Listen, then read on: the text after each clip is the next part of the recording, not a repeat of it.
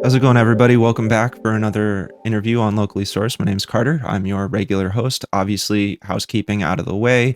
If you enjoy this channel, you can hit subscribe down there, hit the little bell for notifications whenever new stuff pops up. And if you want to support the channel, you can go to locallysourced.com slash or patreon.com/locally sourced to provide contributions to help fund the channel so that we can expand things and do more interesting stuff.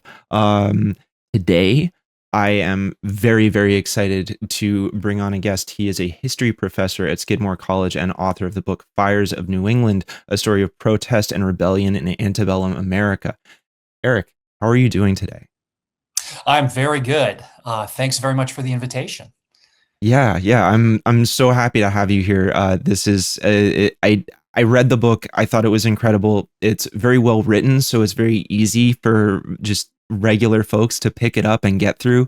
Not so long that it feels like it's pulling on your mind too much, but there's so much information. Every single chapter, as I was reading it, seemed to be uh, pertinent to the contemporary moment that we are experiencing as people that live in New Hampshire. And so I really wanted to have you on to sort of talk about some of that and try and scale up from the history of your book to the present moment. So yeah, let's I guess let's just get right into it. So set the stage a bit to describe the climate of New Hampshire politics at the time of and leading up to the Workingmen's Convention that you talk about in your book.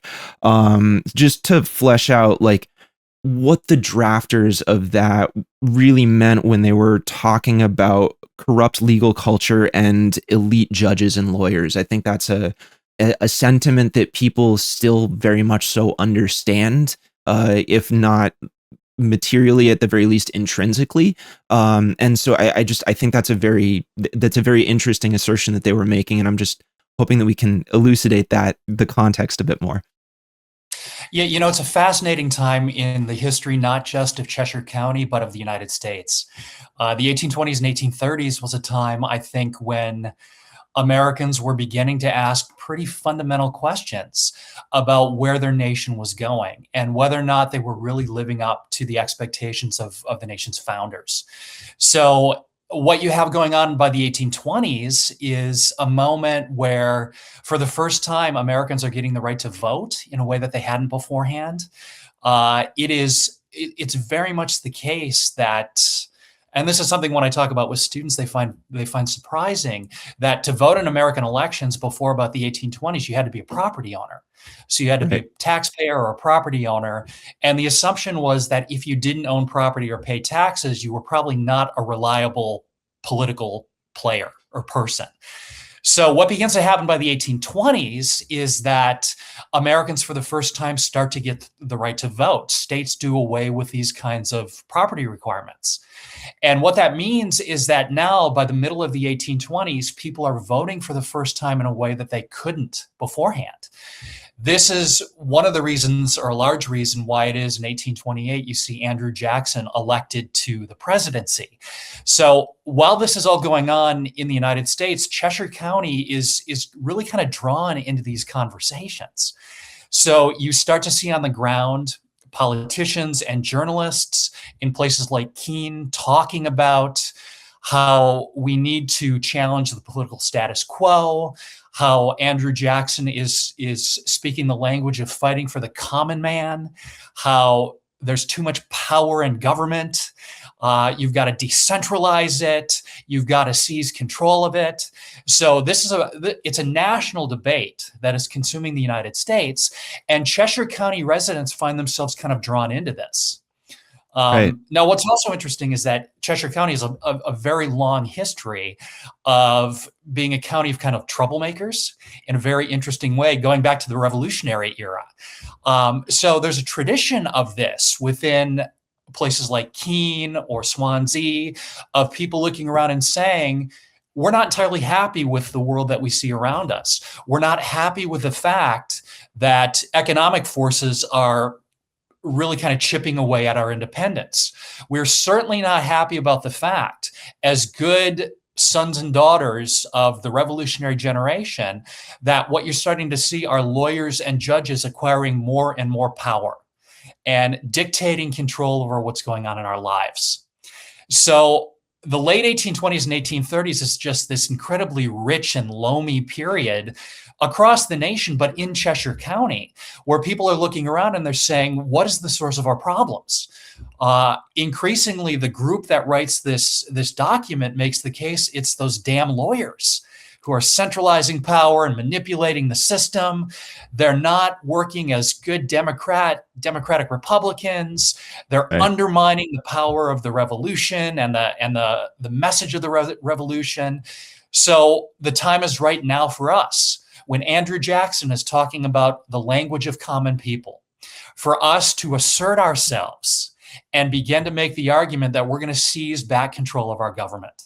So it's this Right. really, really rich, exciting, really dynamic time where it looks as if it's possible to remake the world again. Yeah.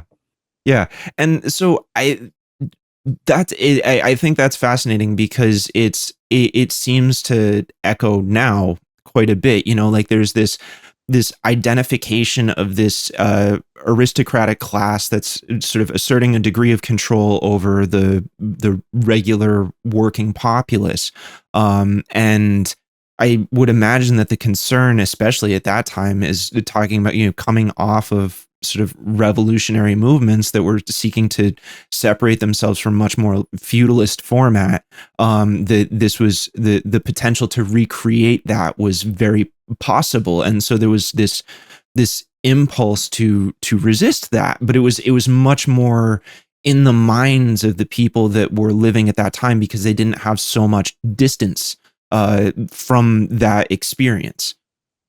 I think that's very much the case. And, part of what is interesting about this is that it's a moment that's far enough away from the revolution that what is beginning to happen is that the founders of the revolution, the drivers of it, are leaving the scene. They're passing away. Right. Uh, John Adams and Thomas Jefferson famously die on the same day, July 4th, Yeah. 1826, 50 years. It's this incredibly symbolic moment.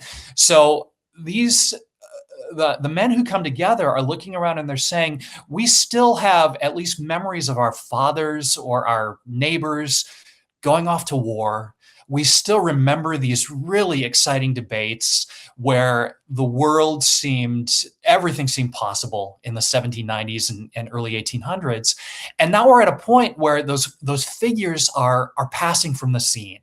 So I think what's so interesting is that they feel a responsibility, as if they're the carriers of the flame of this revolution, and they feel an obligation that what they have to do is really kind of step up and take charge.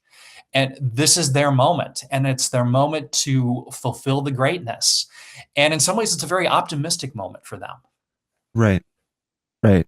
So to pivot a little bit here. So it's in your book. It's really hard to ignore how just sort of ever present this figure Nahum Stone is, and I want to talk about him specifically because he's the publisher of this paper, the Farmers Museum, and he's so influential on just the entire area in terms of his voice that's very much so advocating for working class issues.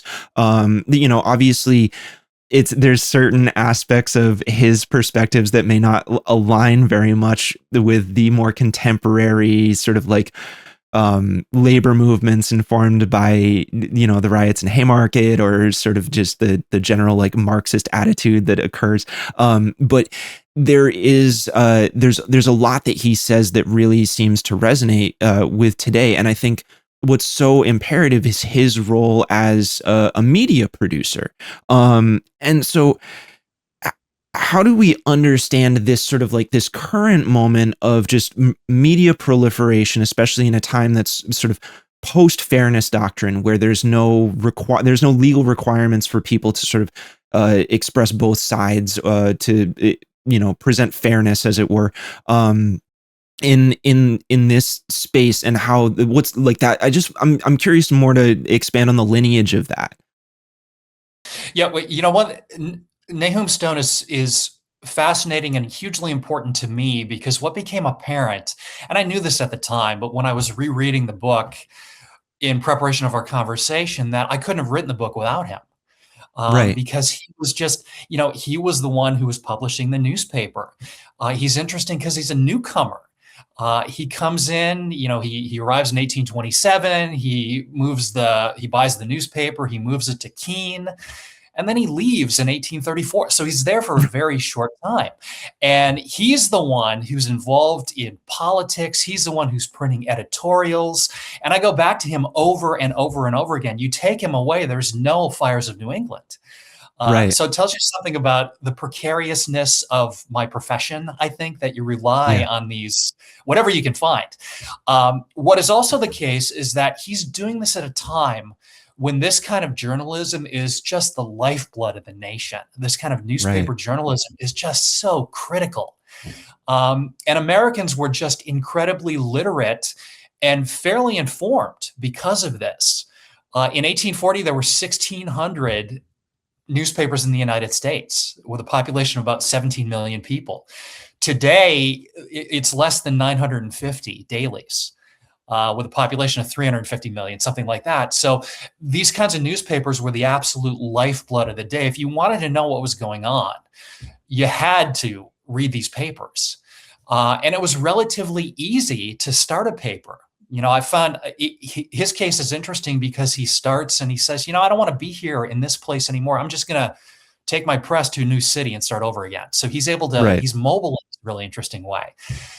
It's also the case that the expectation was that he would not be objective, Yeah. that he was very closely aligned with political parties. He provides us a very interesting example of how it is that you can have an alternative political voice in a community while having a relatively small circulation of newspapers. So the assumption just simply was that, these people were all biased. They all Right. came with particular points of view. And you have to read multiple papers to get a sense of competing political visions. This was a moment where there were multiple papers in different communities, which is very different than what we have today. So I think his example is somebody who is a journalist and a significant political player who was invested in getting involved in these kinds of political conversations, provides us a snapshot of the times. But I think what it also does is give us some insight into how media functions today. Right. Um, yeah, and what I mean by that is that we live in a world, the post-fairness doctrine, but we live in a world in which it's possible to do the kind of work that you're doing, where you can be an alternative voice, you can be an independent journalist, and you can actually reach an audience in a really Yeah. exciting way. Um, if you would have asked me 10 years ago whether or not Joe Rogan would be one of the most significant political voices in the United States, I would have laughed at you. Right. But there are these kinds of opportunities that open up for people to provide these kinds of alternative voices in a way that Stone really did. Yeah. And that's, I take solace in that there are ways for people to join the conversation at a time when we live in an age of corporate media. And it is Yeah. really hard. And, one of the memories I have is when Congress made it possible for corporations to own multiple radio stations across the country. Yeah. That was from the 1990s, I think. And Yeah, you I get this believe so, yeah. this kind of homogeneity of opinion. So I think if you take a look at Stone, what you see is an example of somebody who, certainly wouldn't be representative of political ideas today, but it's an example of how it is that alternative media voices can enter the picture and really contribute to the conversation in a very interesting way. Right. Yeah. Because I think that's what's so fascinating, especially when I was reading this, is I think about this current climate where it's like there's this general sort of disillusionment of the public with legacy media because of the degree to which corporate money influences it. Right. You're talking about like consolidation of ownership, and the interests of that ownership are sort of projected onto the publication, right? I think CBS is probably a good example right now, having somebody like Barry Weiss take it over, and knowing, watching 60 Minutes, the content of 60 Minutes just really shifting in terms of what they're focusing on and what they will or will not allow to be put out there. I think that causes people to sort of have this bad reaction to what really dominated the media sphere through the 90s and 2000s. But with the proliferation of things like YouTube or Twitch or Substack or Patreon or whatever, all of these different outlets, you've got social media platforms like Instagram or TikTok or Twitter or whatever. It allows people to sort of come in from another angle, and that's actually a way in which sort of the repealing of the fairness doctrine might have actually caused some unintended positive effects. Weirdly enough, now all of a sudden everybody is capable of having a voice, which gets you back to this place of having to consume multiple different media outlets to really have a robust and holistic understanding of what's actually happening, where people are at, how much people pay attention to one particular opinion over another, and that can give you an idea. It's a much better barometer of the where the public and private interests are at within the country at large. And I thought it was so interesting how that was something that existed in this time so long ago, and we tend to think about everything as so novel, but really it's in a lot of ways a recreation of something that very much so was crucial to this founding period of the United States.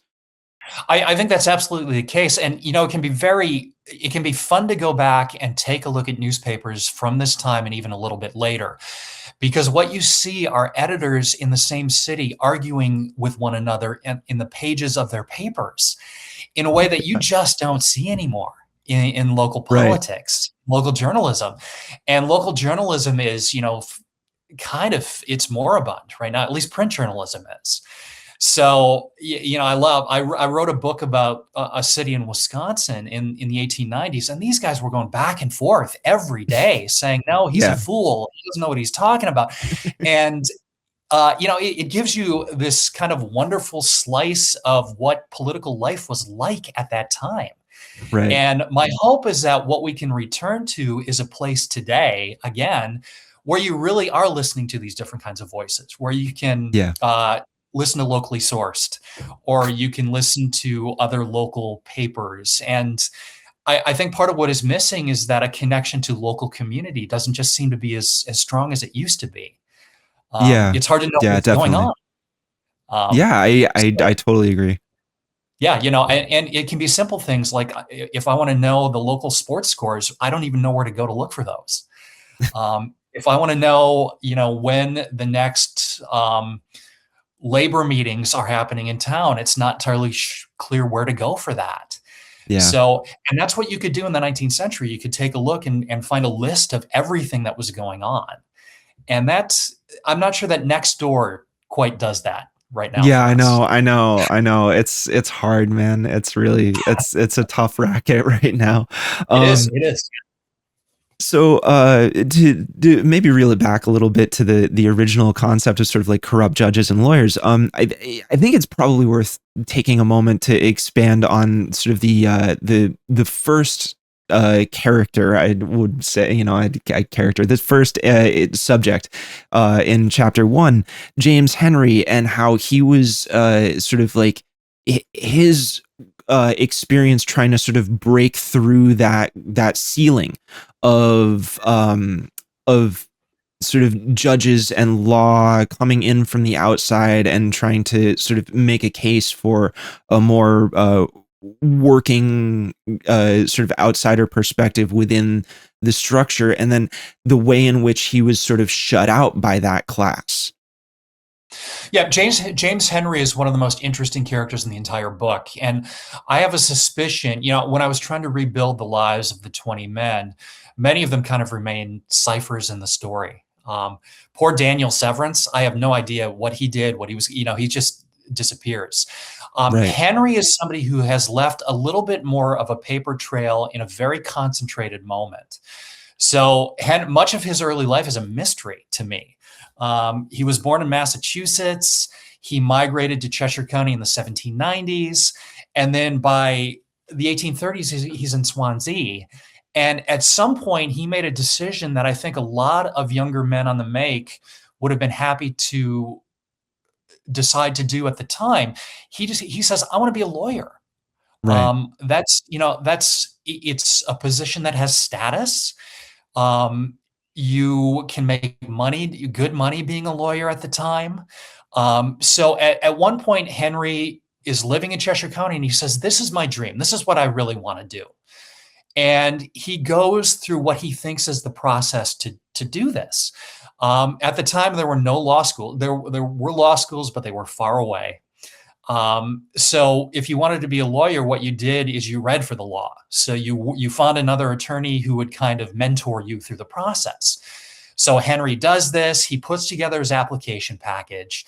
He knows that what he has to do is get permission from the county bar to become a member of the profession. I think this is something that recent law school graduates struggle with now. I've got to become a member of the bar. I can't practice unless I do this.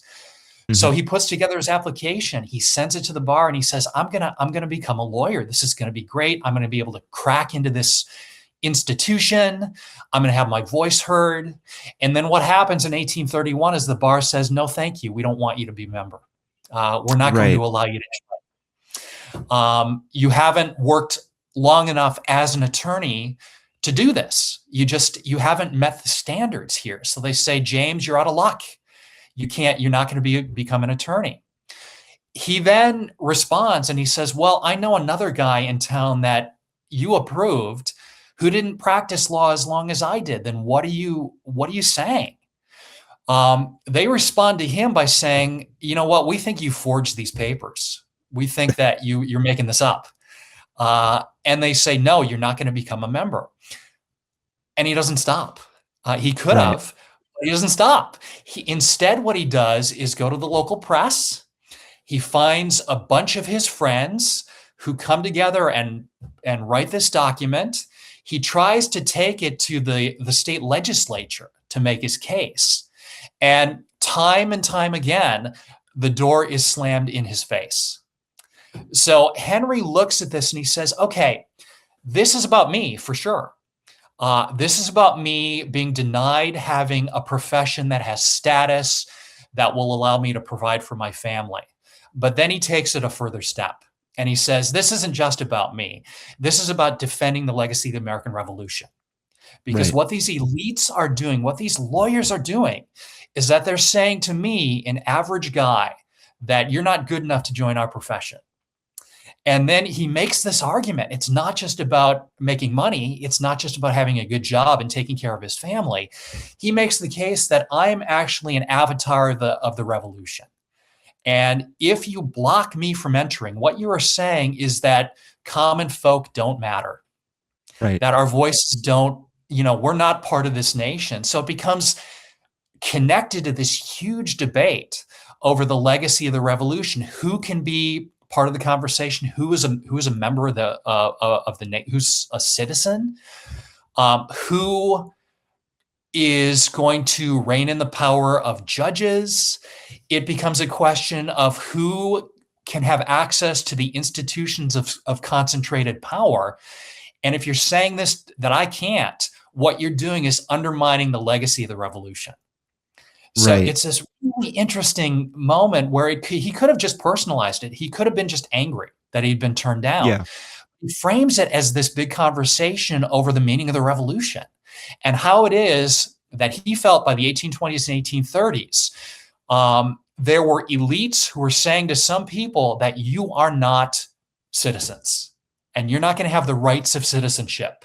And we're going to do whatever we can to protect our privileges and undermine your ability to enjoy the fruits of the revolution that your father and forebears fought for. So Right. and then Henry disappears. I have Right. this moment of him having this conversation, and then I don't hear from him again. Yeah. Uh, so it's this, he's fighting this fight against elitism in a very kind of Andrew Jackson rhetorical way.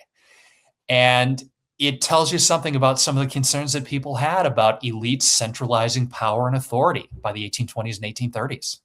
Yeah, absolutely. And so just I really appreciate you sort of laying all that out because just for the viewership of with the idea of trying to connect the past to the present a little bit.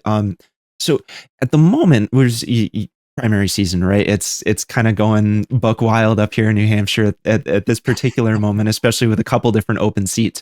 And we have more than one candidate when I hear the story of James Henry, this particular narrative maps actually quite a bit for me, because we have candidates right now that are attempting to approach from the outside. They're engaging in. We have a couple different ones that are trying to do it through third party and also through like a more entryist means by finding an opportunity within the Democratic Party in the state of New Hampshire. This is happening for the governor. It's happening for congressional districts. It's happening for Senate districts. And what I think is so fascinating is that and people in New Hampshire will tell you in this contemporary moment that there's this attitude in the state house in the Concord bubble that would say, oh, you really need to have put in the time. You have to have taken an elected office. You can't be jumping ahead. You can't be going for the governor's seat. You can't be going for a national seat without having done the time and the work to really know the procedures of the system itself, right? And then so you have this one component of it, and then there's also the component of sort of a legacy dynasty politics that exist within the state as well. I mean, I think most people in the nation have heard the name Shaheen at some point or another, because Jeanne Shaheen is one of the most powerful sitting senators that we've had over the past decade or so. And she's retiring from the US Senate. Her daughter is now running for the Congressional District 1 seat. Her daughter has never held a state level seat, right? But she's getting all of the immense amount of support from not just the state party, but from sort of outside major political power, which sort of entrenches this idea of sort of a political aristocracy that it's granted. But the same argument could very easily be applied to Stephanie Shaheen that's applied to the more grassroots candidates, where it's like, well, you haven't put in the time, you haven't done you didn't work on the state level, you didn't do all of this precursor stuff.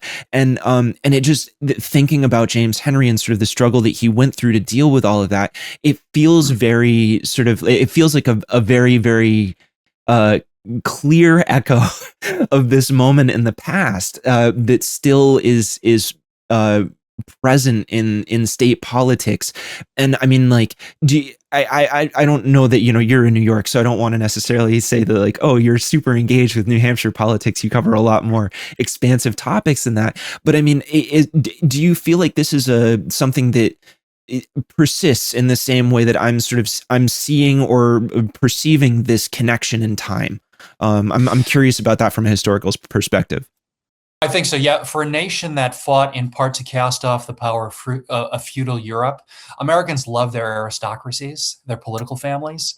I mean, Yeah. going back to the Adams, the Roosevelts, the Kennedys, the Bushes, I would think the Sununus, so you get the Cuomos in New York. Yep. So there's this sense of this kind of political royalty that in the eyes of some people has great legitimacy. It's happening in Manhattan with Jack Schlossberg, the Hmm. grandson of John F. Kennedy. So you see this, he came in having very little experience or background, and Nancy Pelosi endorsed him for that seat.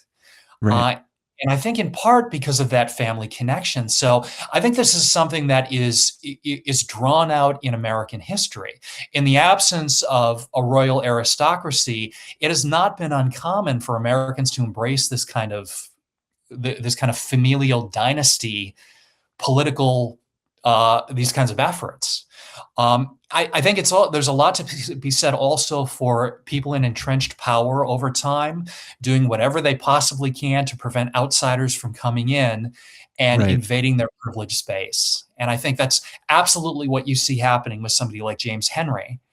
And it's also the case that part of what makes this story so compelling is that Henry resisted this.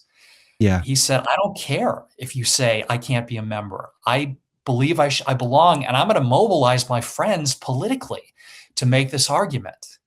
And again and again, as you have seen political parties try and reinforce their status within American society, there has been pushback on this. So I think one of the classic examples is the rise of the Populist Party in the 1890s in the United Yeah, States. yeah, definitely. That was I always find that to be a very key thing that occurred, and it's just sort of, and we spoke about this before the interview, but I think you interviewed Thomas Frank, and you guys talked about this very specifically, and sort of the origins of the Populist Party and the bizarre appropriation of the term by sort of the right wing, and the evolution of that movement, and the shifting definition of the word, and how it sort of gets morphed and twisted throughout the years to sort of create this weird illusion of understanding surrounding that particular term, that's very divorced from its original intent and meaning. I think that's correct. And it's also the case that even though I just made the argument that Americans are enamored of political royalty, Americans are interesting creatures in that they resist it as well. They don't like Yeah, it. So you see this very strong tradition that becomes very much apparent in places like Cheshire County with Andrew Jackson of saying, this is a nation of the people. yeah, That it is, we can't have elites, even though we kind of think they're cool, we can't have them calling the shots. That's not the essence of the nation's history. So we're going to do things like make the case that we have to reform New Hampshire's constitution to yeah, open it up to people, open the state's politics up to people.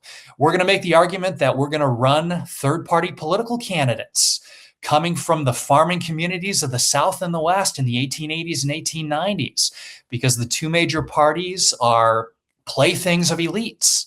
yeah, We're going to make the case during the New Deal that we've got to soak the rich. The elites have too much power. We've got to spread that wealth.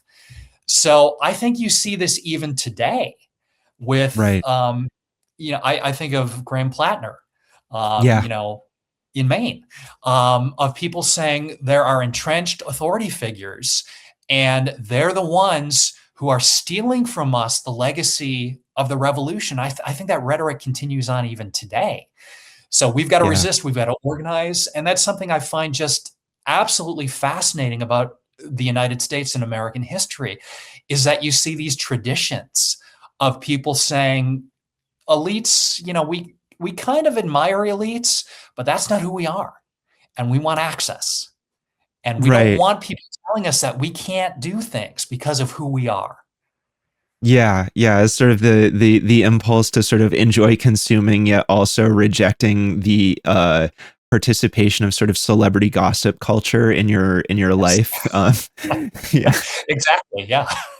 yeah, yeah. It's and I mean, it's just just to stick with this point for a second longer, I think something that's incredibly fascinating to me is how much greater the appetite for adjusting and amending founding documents like constitutions was at that time. We exist in a culture right now that's so like really lionizes these original documents, and it has this notion that it's incredibly unthinkable to go back and touch them, and that it would be anti-American to do so. But it's like, when you look back in time, that was very much so an incredible part of the discourse surrounding law and what made sense for people. And I'm curious about sort of how that transformation occurred, how we lost that spirit of being willing to look at these things as living and changing documents, as opposed to sort of tablets that are, like inscribed in stone. That's it's very interesting to me. Well, it was very much the case that these folks came of age in the 1820s and 1830s, where this idea of transforming constitutions was not unusual. That Right. for a while, New Hampshire, if I remember correctly, New Hampshire was supposed to revisit its constitution every 7 years and go back to it and look at it again. And that, that hadn't happened for a long time, and that doesn't happen often now. No. So it was very much a tradition that was baked into the idea that we have fought to create this nation that is rooted in a constitutional system that might be imperfect. Right. Ben Franklin was famous for saying that I don't know that this is the best or the worst, and I'm paraphrasing badly here, that this supporting the Constitution is the best or the worst thing that we could do, but it might work out. We just Right. have to be willing to change it. Thomas Jefferson famously talked about how you needed to revise constitutions constantly because they were living documents. Yeah. And that was very much part of the tradition of the time that certainly with the United States Constitution is just not at all common today. It's Right. extraordinarily difficult to amend the Constitution, and that was by design. Yeah. But there have at least been moments where there have been amendments. But the idea of doing anything to amend the Constitution today to eliminate, for example, the Electoral College, that's hard to imagine ever happening. Right. And there is this sense, certainly among one particular legal school of thought, originalism, that constitutions are kind of baked in place. And if you want to Mhm. change them, you have to amend them. But it's really, really hard to do this. And you've got to go back to the original text to try and figure out the meaning at the time when it was drafted, which Yeah. is it shackles people. It makes it really difficult to adjust and adapt. Right. But there is this celebration, I think, that this was a document laid out.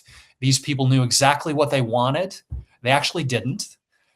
These people, wanted us to think like they did. They pretty clearly didn't want to do that. They knew that things were going to Right. change. And in the case of New Hampshire, these guys are looking in 1833 and 1834 and saying, we need to change. We need to do these things.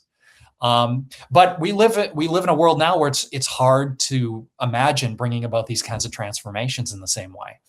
Right, right, exactly. So, and I actually think this conversation dovetails really nice into this next question that I have. So, it's like something that feels like really mandatory to discuss is just the overwhelming sentiment that there was at that time for just standardized public education and rigor surrounding that process and making sure that people were being uh, educated correctly by the standards of the public, and that was imperative for a healthy democracy.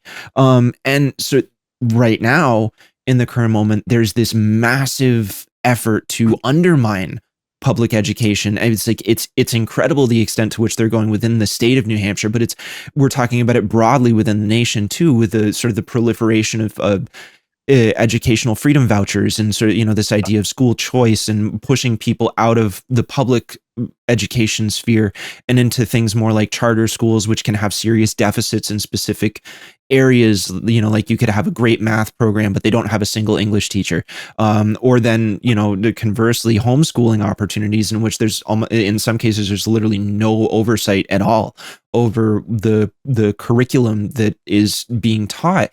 And we're now seeing just insanely like the rate of literacy for young people in this country is dropping like a stone. I've seen sort of anecdotes of I saw something recently. There was a fourth grade teacher who was talking about having received a homeschooled kid in class, and the kid couldn't even spell their last name. And it's just like that's terrifying to me. But in this particular moment in your book, there was such an emphasis from the public on needing to have standardized public education in order to have a healthy democracy. And so I'm just sort of worried about or concerned, curious about the context of that discussion and how that culture has shifted throughout the sort of preceding or succeeding 200 years. I share the same concerns with the state of public education today. And one thing that I can say about the 1820, even after the revolution, is that there was a sense among some people, including some really significant people like Thomas Jefferson, Benjamin Rush, a physician from Philadelphia who was one of the founders, that if we are going to have a government that is really driven by the people, we need to have an educated citizenry. People need to be able to read, they need to be able to understand and share ideas. That if you can't do this, the experiment in Republican Democratic government is going to disappear really, really quickly. So in the aftermath of the revolution, Jefferson, Rush talked about this. They said that what we need is a system of public education. It's not going to come from the federal government. That was probably a bridge too far to cross at the time. But Mhm. their hope at the time was that states would do this. So Rush's state of Pennsylvania or Jefferson's Virginia, that what they can do is create a set of standards that make it very clear that children are going to grow up to be good citizens as much as anything else. There was resistance to this. The state governments didn't want to do this. They thought it was too expensive. They didn't want to raise taxes. That's a very familiar kind of argument. And as a result of this, there was no real public education system in the United States until about the 1820s and 1830s. Right. If you were educated, it meant that you had gone to private tutors or you were educated at home. And by the 1820s, there is a growing recognition in places like New Hampshire that if we're going to survive the economic transformations that we're undergoing, we have to make sure that our children can read and write and they can do their sums and they've got a basic kind of standard education. So much of the drive towards public education and standardizing it was making sure that Americans could exist in an increasingly transformed economic world. But in New Hampshire and in other places, there was also a real sense that if you wanted the American experiment in politics and self-government to succeed, you needed to have people who were educated. So Right. as a result of this in the 1820s, in 1827, New Hampshire passes a law saying we need a system of public education. It gives towns the ability to hire and fire teachers. It gives towns the ability to determine the content of what students were learning, to determine the textbooks. Now, this today sounds just familiar to all of us. For any of us who have Right. grown up in a public school system where there are boards of education, those are elected positions. This seems like just kind of matter of fact. This is how the world functions. In the 1820s, it was a different kind of story. And they believe that what you've got to do is have this really vibrant public education system. That's the only way you're going to have good, hardworking capitalists.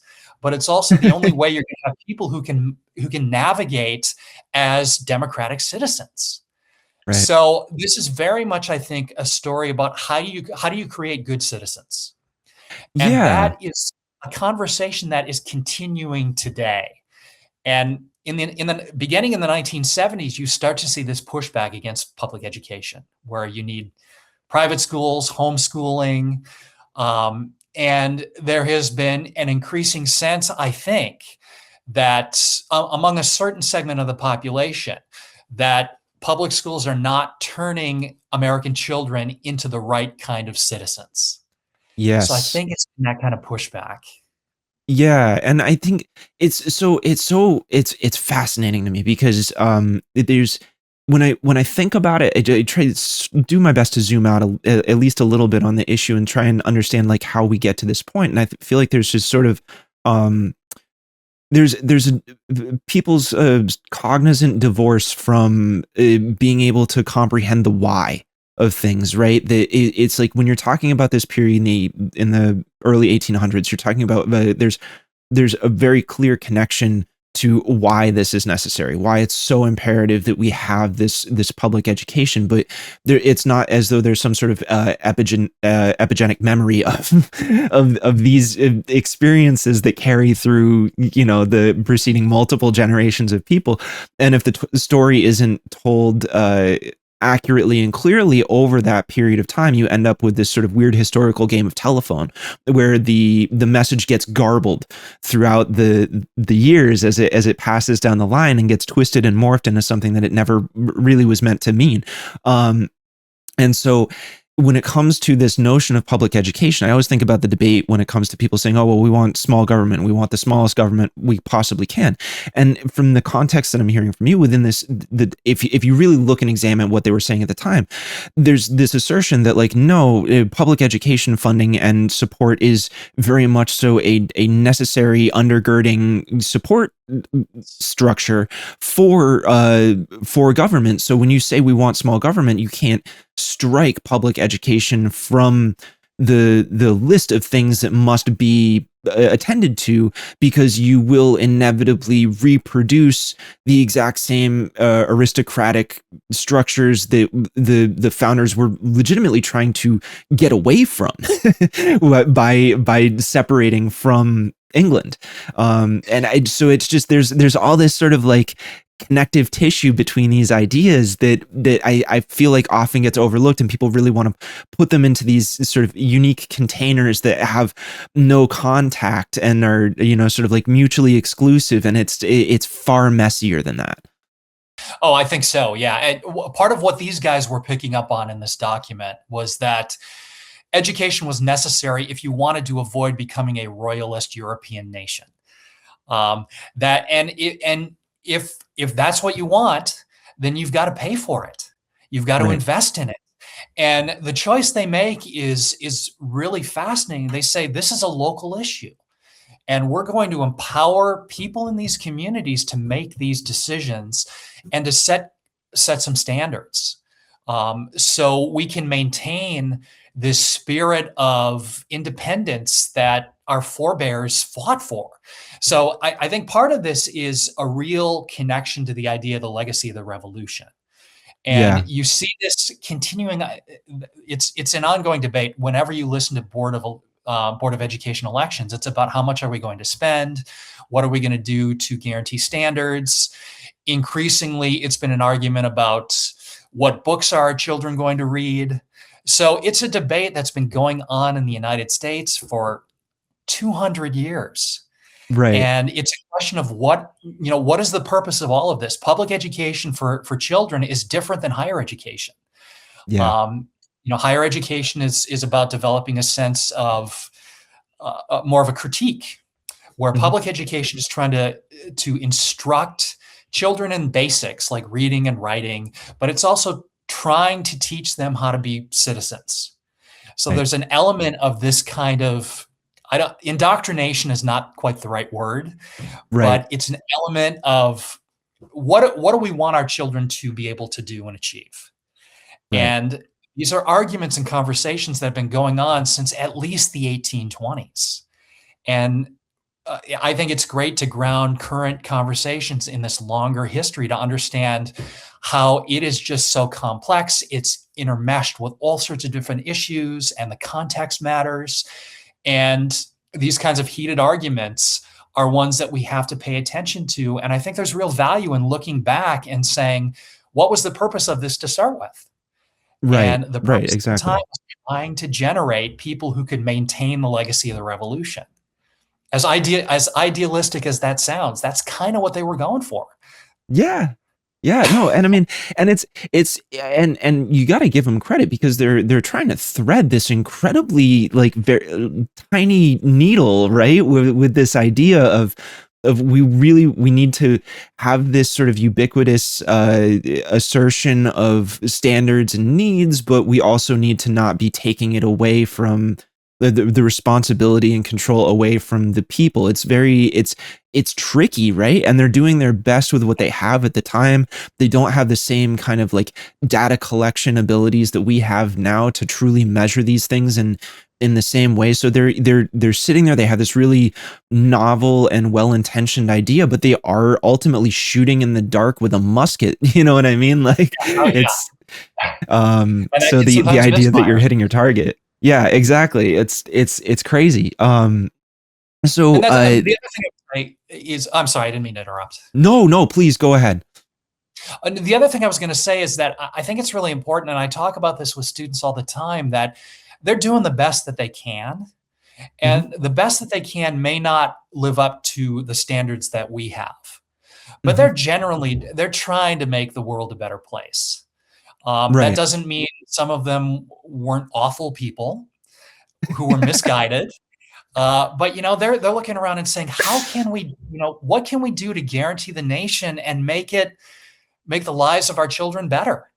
Yeah. And we might look and say, why did you make this choice, or why did you make that choice? But I like to always try and give people the benefit of the doubt to an extent Yeah.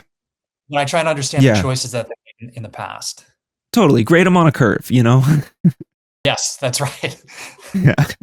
Right. So, and this is, and I did my best to sort of have these questions kind of move on a trajectory of sorts. But so during the period you write about, there seems to be this really comprehensive understanding of the relationship between like local, national, and international economic pressures and concerns, and just sort of the impact of the global economy on a local economy. And from a historical perspective, how do you analyze the cultural drift away from that more holistic understanding of the relationship between local, national, and international economies, and just the way that production was influenced throughout? I think everybody has seen the gas prices go up, so there's a certain awareness of global pressures on local markets at this particular moment. Yeah, I wonder if it has changed that much. I look back at Cheshire County, and especially with issues like the Tariff of 1828, which was put in place by Congress, which is going to sound very familiar, designed to try and defend home industries by raising the cost of goods coming into the country. If you've been following politics for the last year and a half, this is very familiar language. And what that does, I think, is begin to compel people to think about how what they do locally is sometimes shaped by forces well beyond their control. Right. So when they see prices going up, they look around and say, okay, we're being affected by issues that we can't control, by decisions being made in Boston or New York or London that we don't have any control over. These are decisions that are benefiting the wealthiest Americans at our expense. We live on kind of the fringes of this nation, and manufacturers and merchants in bigger cities are the ones who are benefiting from this. So part of what's going on is I think that there's a growing recognition that decisions made overseas really have an impact on us. We're shipping in whale oil from both oceans in some cases, and that Right. has consequences. They feel the impact certainly of regional economic transformations. So if if businesses are building up factories in different parts of New England, they may be losing business to this. Right. So I think they're very clearly aware that these forces are having an impact on their lives, and they're not entirely sure what the solution is to this. So for in this case, for the Law Reform and Workingmen's Convention, it's about changing the state constitution. Right. And as I look ahead, I think it's something that in some ways is fairly similar to what's going on in the United States today. And the example that you use about gas prices, fertilizer prices increasing because of the Iran war, that's one case. Americans have a long experience going back to the 1970s of industrial jobs being shipped overseas, Yeah. and industrial communities in the Rust Belt being hollowed out, including in places all across upstate New York. You see different examples of people understanding that there are forces that are beyond their immediate control that are increasingly global, and they're struggling trying to find solutions about what to do to these challenges. And I Right. think what crafty politicians have done is figured out how to appeal to these concerns by offering solutions that seem simpler than they are. Yeah, So exactly. yeah, so in some ways, I think that people are aware that these global connections exist and are real, and they're struggling trying to figure out how to navigate them.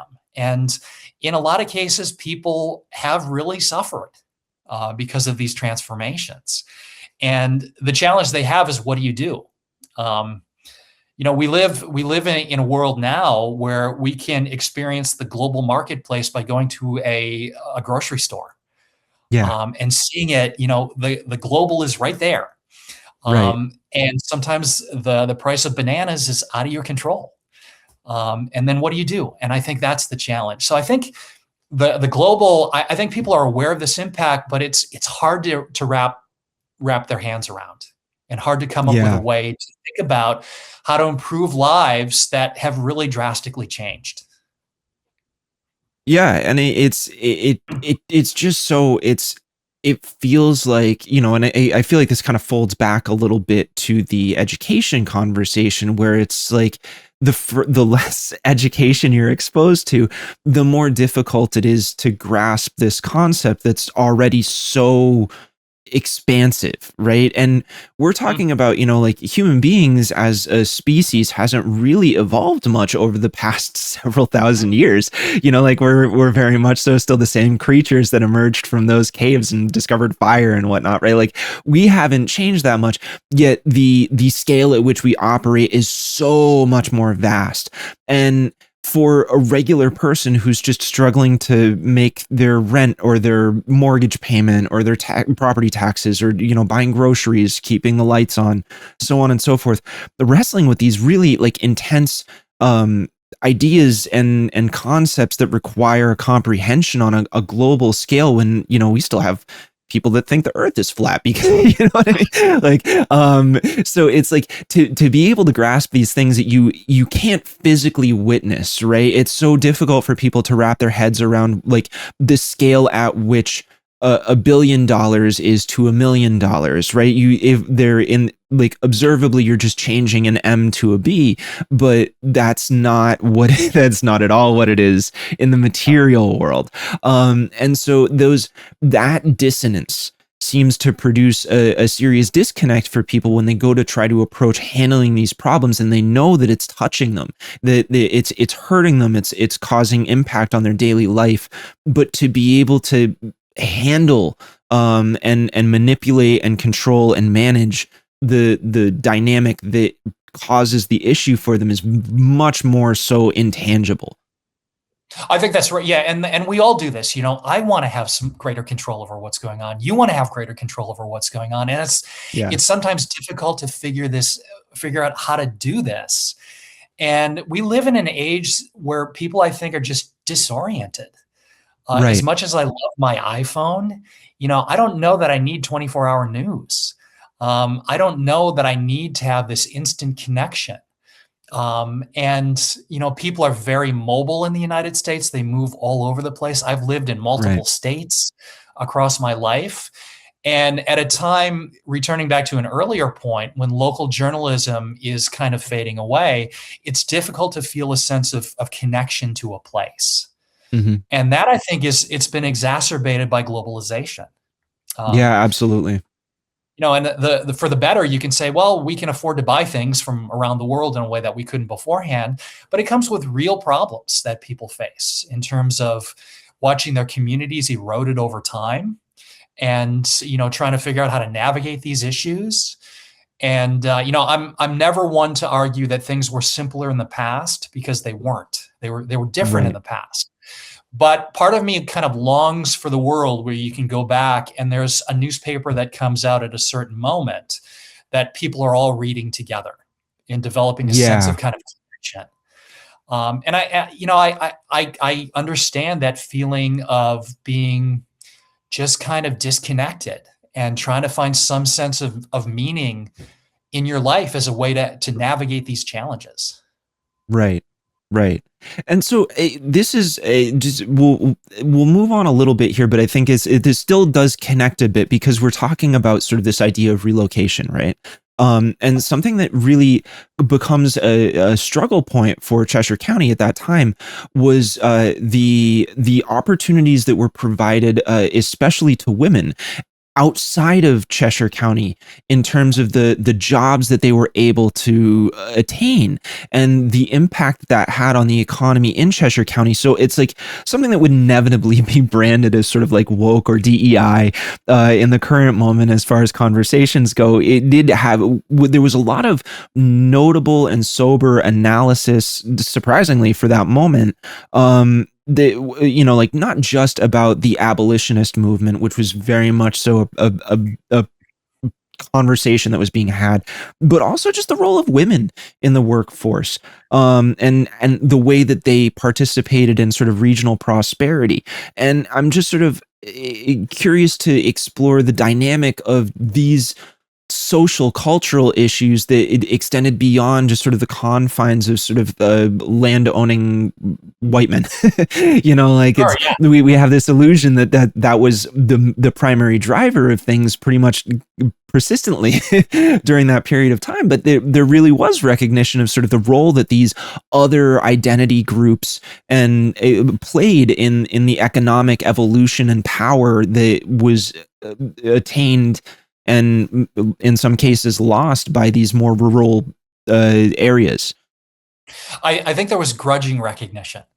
Yeah. And I think part of what's going on here is that by the 1820s and 1830s, Cheshire County, like most places, was a patriarchal society dominated by white, well-to-do men.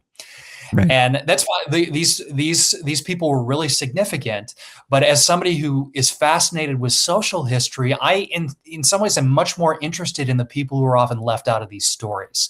So we're Right. talking women, we're talking about African Americans, we're talking about indigenous people, who we're talking about in working men, working people as well.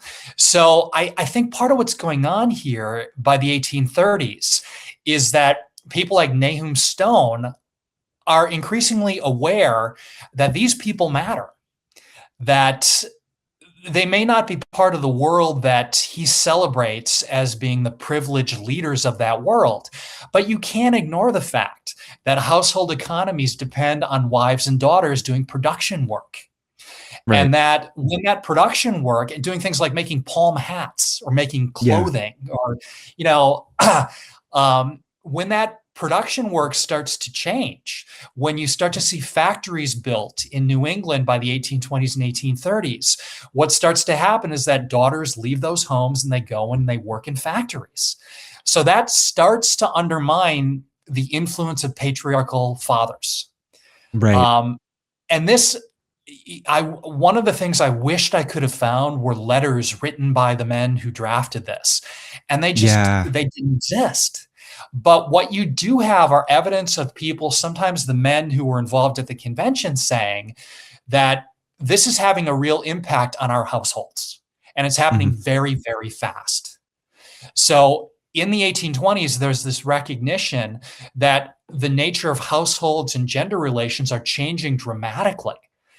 And they probably weren't terribly happy about this because they were well-to-do white patriarchs. But Yeah. there's awareness that this is happening.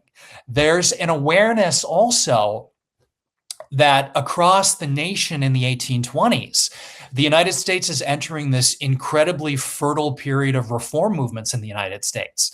So people are doing, like you mentioned, they're talking about abolition in Cheshire County. They're talking about workers' rights in Cheshire County in a way that they wouldn't have done beforehand. And they're acknowledging these concerns. And I think they're kind of doing so a little bit grudgingly. So I take a look at Stone, for example, who again was a fantastic source for the entire book, but he's the one who's commenting on slavery. He's the Right. one who's commenting on Indian rights. And Stone was never he was not a fan of slavery, but he wasn't a radical integrationist either. He didn't believe Right. in racial equality. Stone celebrated working men, but he wasn't a socialist. Yeah. Um, and I think part of what's going on here is that these movements that are happening, these social movements devoted to labor rights, devoted to abolition, are the conversations they're having are being heard in Cheshire County. And they are compelling people in the county like Stone and others to talk about these issues that they might not have been inclined to talk about beforehand. So I would have, I suspect he would have been happy never to bring up abolition in his paper. Um, but he did so. He did so because he knew it was an issue that people cared about. And Right. I think it's a really revealing example of how it is that social movements can have an impact on places like Cheshire County, can compel people to think about issues related to race, to class and gender, to ethnicity in a way they might not have been inclined to think about beforehand. So Right. they're having these conversations because I think they feel like they have to, and because they know that readers care about them. Yeah. And this is incredibly fascinating to me because I think about the moment that we're in, broadly speaking, right? In terms of the sort of national elections, like both state and federal, um where you can look at sort of Maine as a good example with Graham Plattner, or you can look at Michigan and sort of the heated race between Abdul El Sayed and Mallory McMorrow, and sort of we have several examples here of the impulse of the sort of more centrist, capitally aligned Democratic class that's now finding that they absolutely have to capitulate to more working class interests because of this immense proliferation of those ideas throughout the public, and sort of just the like I think the resistance to what's happening with Israel and Palestine and the genocide that's occurring there is another very telling example where you have polling on it that's functionally a 90-10 issue in terms of support against, or support for Palestinians against the Israeli movement, and how we're sending all this money to Israel to support them, but they're using it to kill children and nobody likes that. And so it's all tied up in this broader discussion, and sort of there's this real need for the sort of more centristly aligned Democrats to performatively reject these old conventions that they had relied on so staunchly for so many years, because the pressure became so unignorable. And like to your point, with Stone not being a socialist but being sort of like forcibly dragged into this situation where he simply had to acknowledge these dynamics because it had hit a point where it was so unignorable. And I think that's a very interesting thing for maybe people that are more self-identified socialist or socialistly aligned to recognize the power of those arguments and how material they are and how influential they become in terms of this national conversation, that after a certain point the people that would really love to not talk about it are forced to, because of how much impact it has on just the everyday people, that majority that exists that's just simply trying to survive. I think that's really the case. And the nature of the two-party political system in the United States is that the parties change glacially, and they Right. don't often do it from within. They change in response to outside demands and outside forces. I teach a course at Skidmore on the history of American radicalism. And we talk about why radical voices matter, not necessarily because they immediately realize the vision that they have, but because what they do is they set a standard of expectations for what the nation can be. And Right. they compel the major political parties to adapt and change. This happens with the Populist Party in the 1890s, that the political parties respond to the demands coming from these outsiders. So this is why I think third party voices are so significant, because what they do is they provide a canary in a coal mine for what people's concerns are, materially, ideologically, whatever that may be, and because they compel major party politicians to pay attention. Right. Um, I think one of the fascinating examples of this is Zohran Mamdani in New York, Yeah. the Democratic Socialist, elected mayor of the nation's largest city. And Democrats have been pulling their hair out about this. What does this mean for the party? How do we adapt? How do we respond? So parties don't change easily, but they do change, and they change Right. when there are these outside demands. Right. No, and it's very telling, and I think this it's there's there I'm really glad that we're having this conversation because I feel like it's so interesting to me to be able to connect these through lines and identify because I find that that space in between is actually the real lineage of the American people. You know what I mean? It's not these documents or these sort of points of data in time.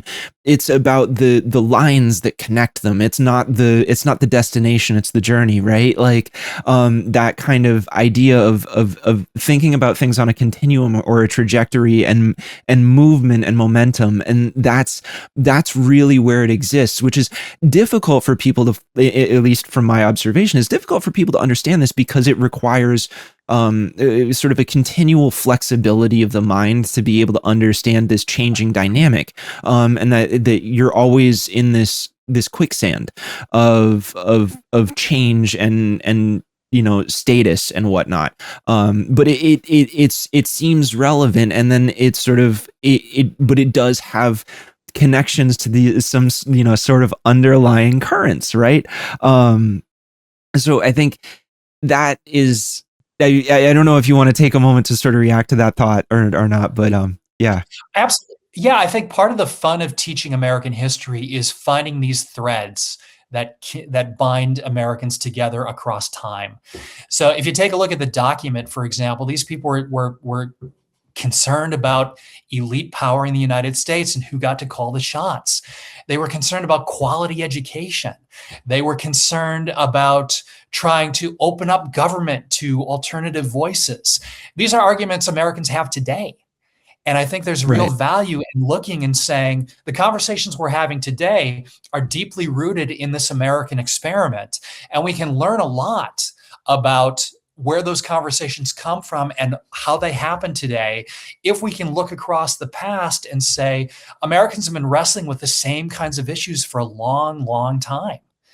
Um, one issue that I talk about with students is that there's not a whole lot that binds Americans together. Americans don't have a shared language. They don't have a shared religious background. They don't have a shared point of origin. So what is it that binds Americans together? And Americans have been having this conversation, trying to figure this out for a really, really long time. And I think rooting these conversations today that we have, whether they're about taxation or tariffs or treatment of women in society or African Americans. These are conversations that are deeply rooted, that have evolved over time. And understanding that evolution is enlightening. I tell students that leaving class, ideally, you're going to know more than about American history than 99% of the American population, and that is incredibly liberating. Right. Right. Yeah, exactly. And so I could talk about this for an extended period of time because sort of my general hypothesis is that what binds us all together as Americans is the struggle to identify what it is that binds us together as Americans, right? It's that shared experience of not knowing and trying to figure out, and that is what creates intersectional interactions and progress, and allows us to be multicultural, to be multi ethnic, multi-religious, like all of this. That is what it is to be American. That's just like my personal take on the matter. But so last topic that I want to discuss here, just to sort of bring it all, to tie a bow on it. So I think the note the book closes on is so pertinent to me and to people living in New Hampshire and the nation today.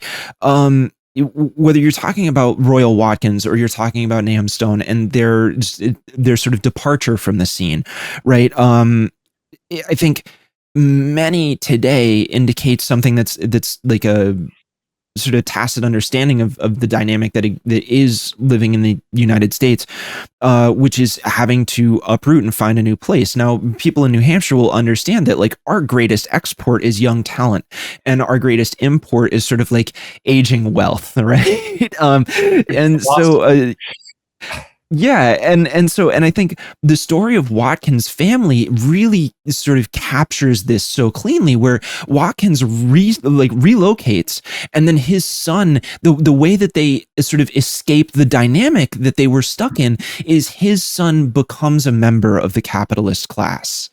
Yep. And he's, the only way to exit is to participate and become part of the system that you've spent all this time fighting against.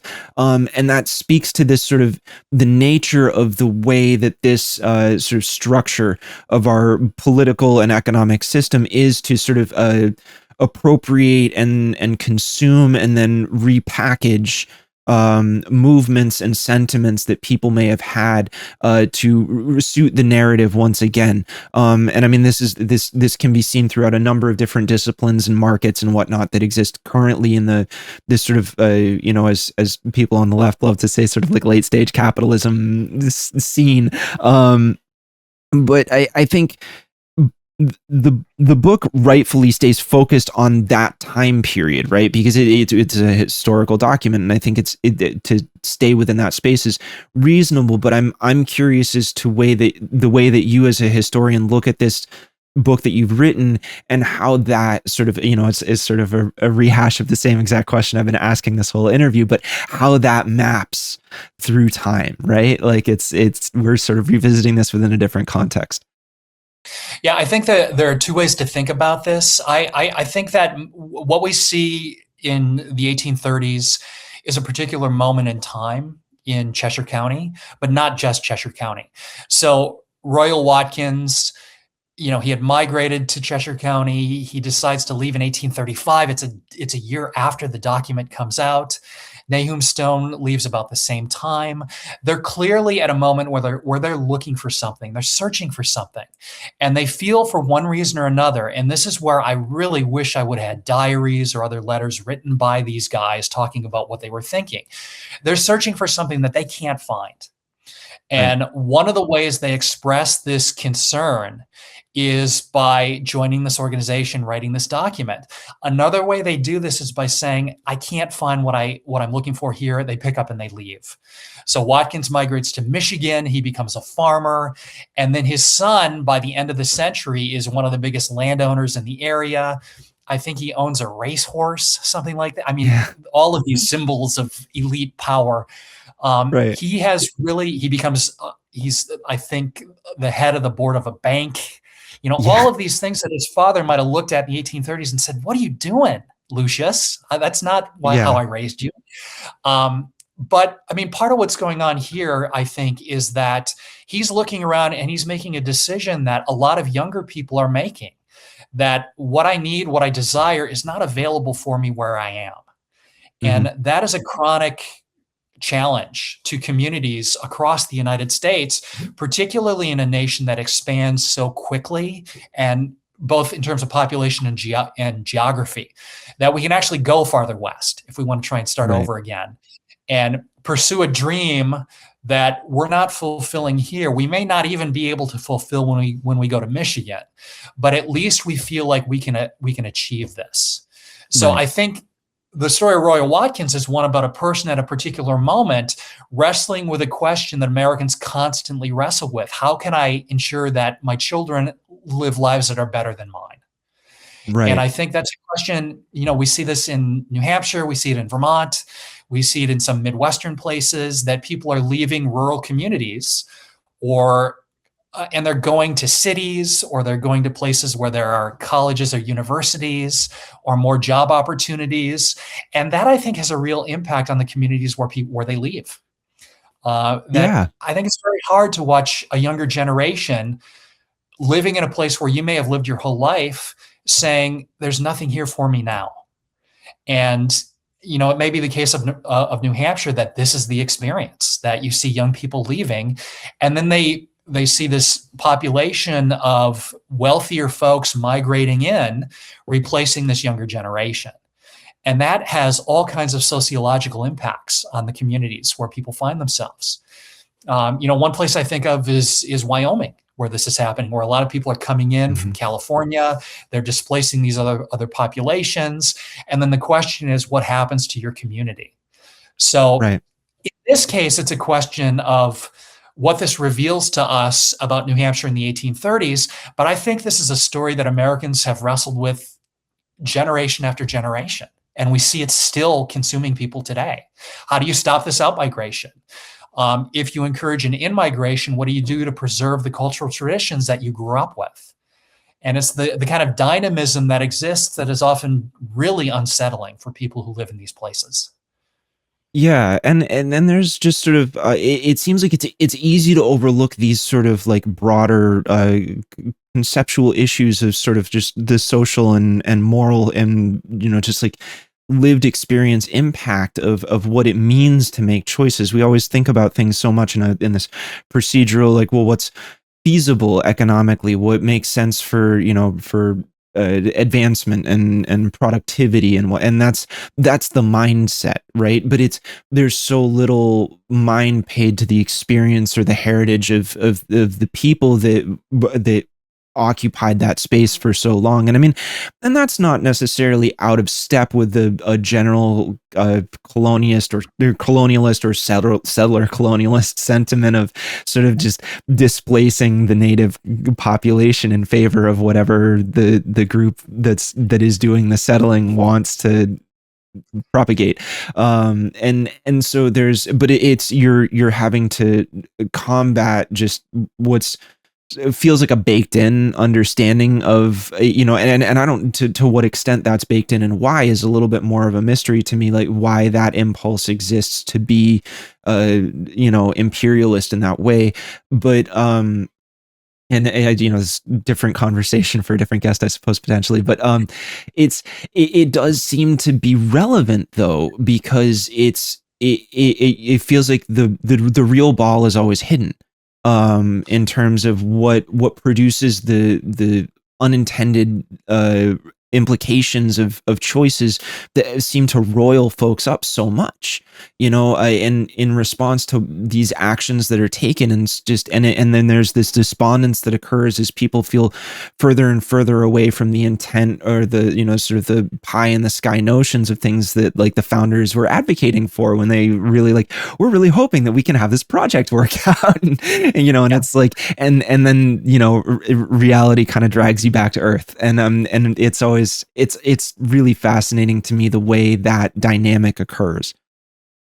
Well, the economic choices are cut and dried. There's a job there, I will Right. move there. Wages are higher here, I'm going to switch to this job here. Those economic choices conceal, I think, as you were suggesting, the human choices behind and the consequences of these decisions. So it makes perfect sense for corporations in the 1970s to start shipping jobs overseas, but that disrupts local communities. So the tax base disappears. People don't have jobs. They feel increasingly desperate.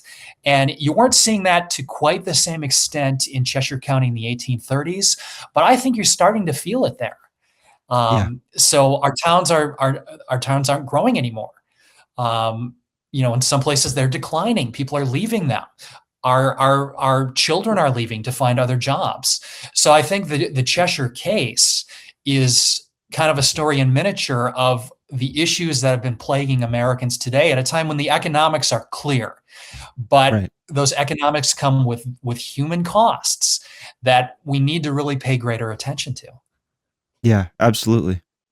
All right, Eric Morser, author of The Fires of New England, A Story of Protest and Rebellion in Antebellum America, and a professor of history at Skidmore College. Thank you so much for joining me, Eric. This has been such a delightful conversation.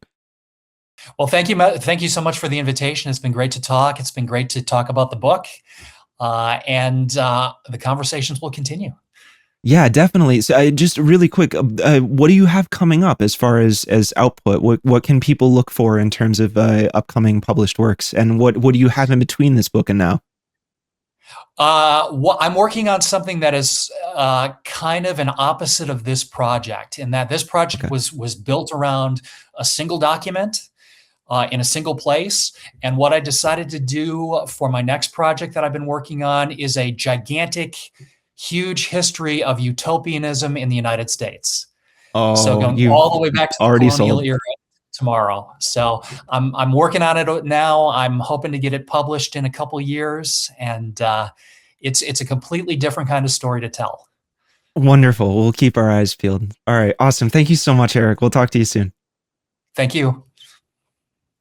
And that does it for our episode today. Thank you guys so much for tuning in. If you enjoyed this show, you can like, subscribe, head over to the Patreon. You can contribute. It's low dollars. Nothing is ever paywalled. I don't believe in that kind of thing. So we've got subscriptions for $3 or $5 a month, and keep this going. We'll put out as much as we can when we can. So thank you so much for your time today, and we will catch you guys on the next one. Take care.